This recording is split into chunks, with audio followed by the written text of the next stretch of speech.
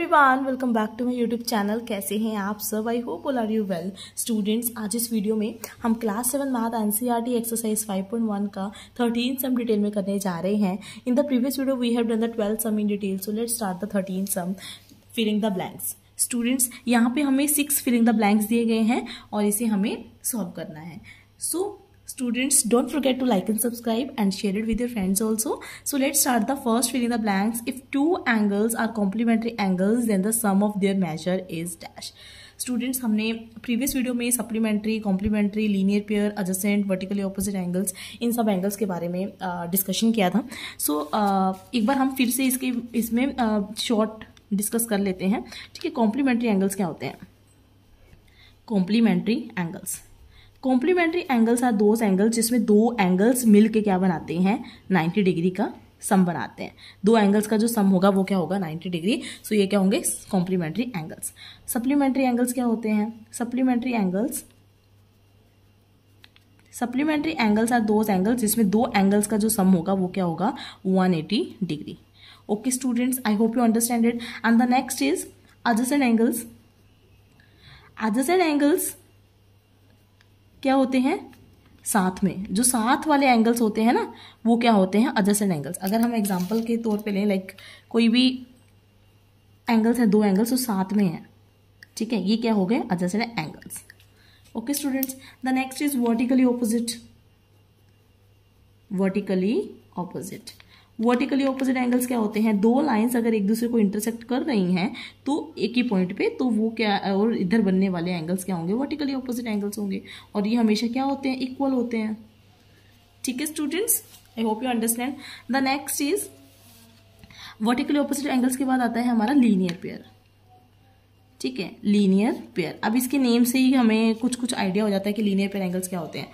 Students, एक ही line पे दो एंगल्स फॉर्म हो रहे हैं और 180 डिग्री का सम हो रहा है उनका, तो ये क्या हो जाएंगे स्टूडेंट्स? Linear pair angles.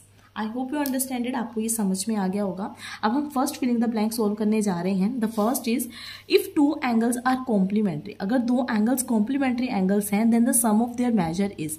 अगर दो एंगल्स कॉम्प्लीमेंट्री हैं, ठीक है, तो उनका सम क्या होगा? 90 डिग्री। सिंपल है ना।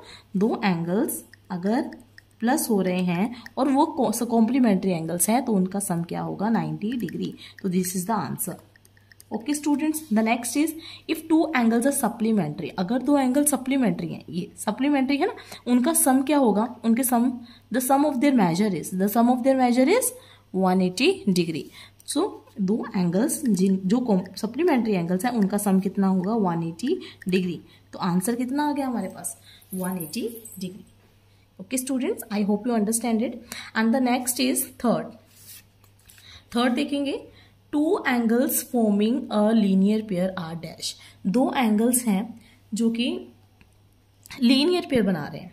ठीक है, दो एंगल्स लीनियर पेयर बना रहे हैं, तो वो क्या है? वो कौन से एंगल्स है? कॉम्प्लीमेंट्री, सप्लीमेंट्री, कौन से एंगल्स है?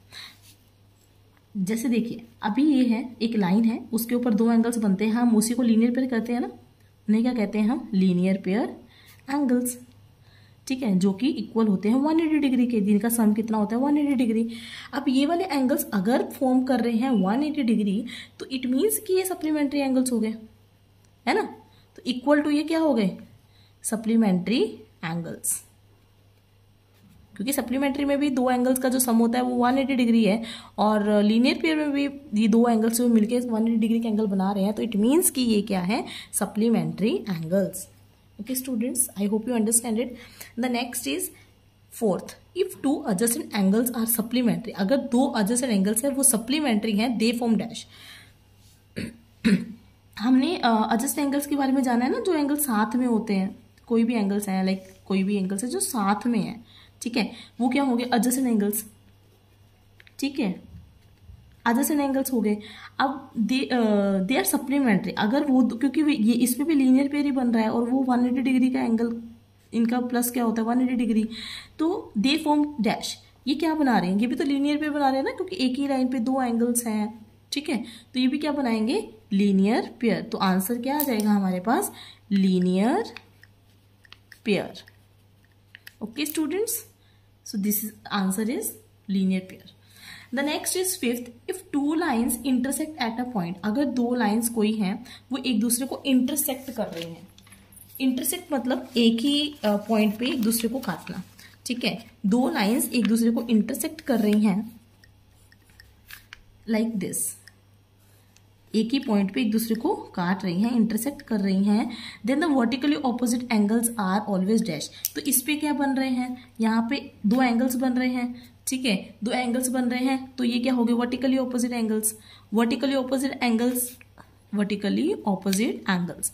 अब ये एंगल्स क्या होते हैं, ऑलवेज विल बी इक्वल। अगर एक एंगल 60 डिग्री का है तो दूसरा भी 60 डिग्री ही होगा, और अगर इधर की दो इधर अलग दूसरा पेयर है, अगर ये इसमें कोई एंगल लाइक 110 डिग्री का है तो ये भी 110 डिग्री का ही होगा, ठीक है स्टूडेंट्स। तो ऐसे क्वेश्चन भी आ जाते हैं हमारे पास कि ये एंगल 60 डिग्री का है, then find out this angle.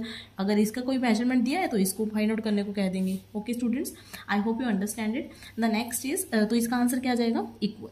Sixth को देखेंगे, the sixth is if to lines intersect at a point, अगर दो लाइन्स एक दूसरे को इंटरसेक्ट कर रही हैं एक पॉइंट पे, then the vertically opposite angles are always dash. Sorry, if the two lines intersect at a point, अगर दो लाइन्स एक दूसरे को इंटरसेक्ट कर रही हैं और one pair of vertically opposite angles are acute angle, और यहाँ पे क्या बनेंगे, यहाँ पे वर्टिकली ऑपोजिट एंगल बनेंगे।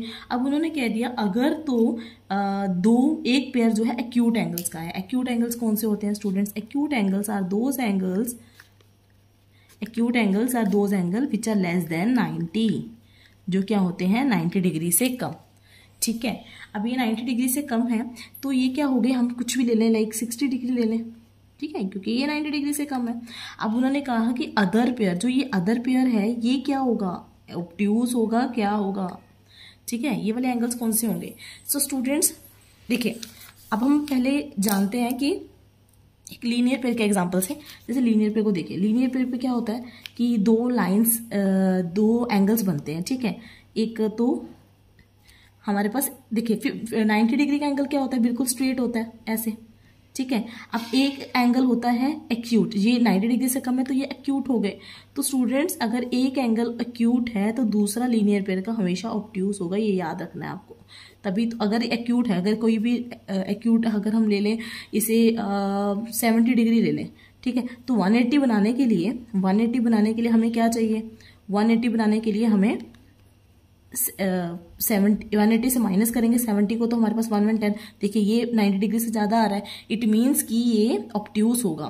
तो अगर कि वर्टिकली ऑपोजिट एंगल पर एक पेयर जो है वो एक्यूट है तो दूसरा क्या होगा, हमेशा ऑब्ट्यूज एंगल होगा, तभी 180 डिग्री का बनेगा, और लीनियर पेयर 180 डिग्री होता है। तो इसका आंसर क्या आ गया, answer will be obtuse. Okay students, I hope you understand it. So the sixth का आंसर भी क्या आ गया, obtuse. So students, this was the 13th sum of exercise 5.1 class 7 math and CRT. I hope students you understand it very well. So if you like my video students, then like it and subscribe my channel. In the next video we will do this 14th sum, और ये exercise इसके साथ ही आपकी खत्म भी हो जाएगी. So students, I hope you understand. If you have any doubt, then you can comment me. I will try to solve it. Thank you. Keep watching. Bye bye.